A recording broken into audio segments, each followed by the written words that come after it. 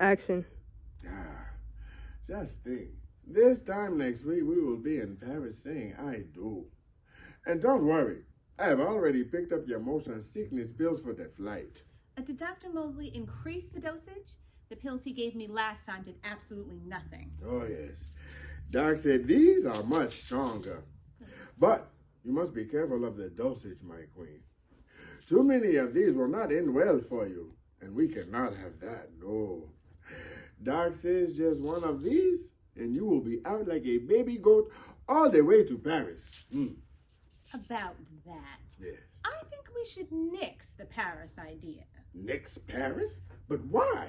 Well, what's the rush? We've got all the time in the world. But no. Filming begins in 3 weeks. We agreed to tie the knot before filming begins, remember? Oh, well, I know, but I've been thinking that perhaps I should explore some other options. Other options? Mm-hmm. What other options? Don't tell me Edgar Malone has been sniffing around again. Daphne, darling, you know I have a lot riding on this. The studio has given me one last chance to redeem myself after the last flop. I've already told them that you are committed. They are expecting me to come through on this. Well, Carlito, darling, no need to get all flustered. Edgar simply asked me for a meeting to discuss a potential project. But don't worry, I told him that I was already committed to doing Love on a Train to Venice with you. Mostly. Mostly? Well, he did offer me a substantial amount of money. Well, you're a businessman. Surely you can understand how an offer of that magnitude might be appealing.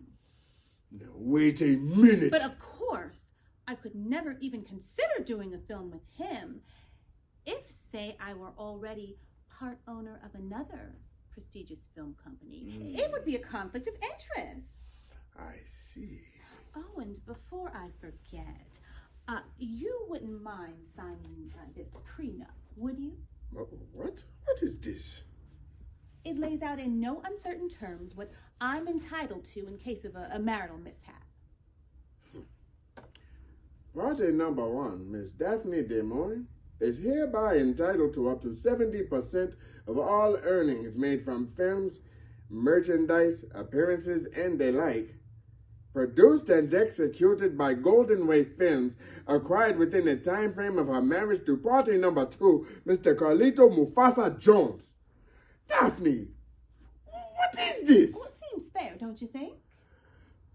Daphne, my darling, we do not need a prenuptial.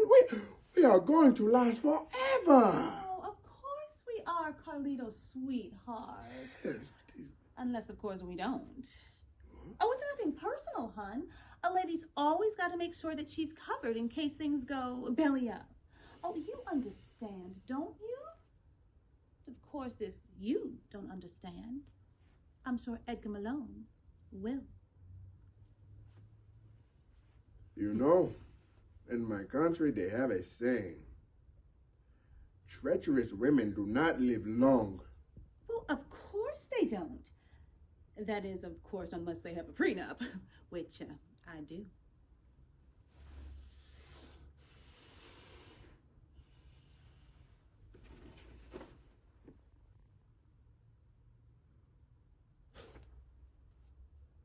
Cut. Okay.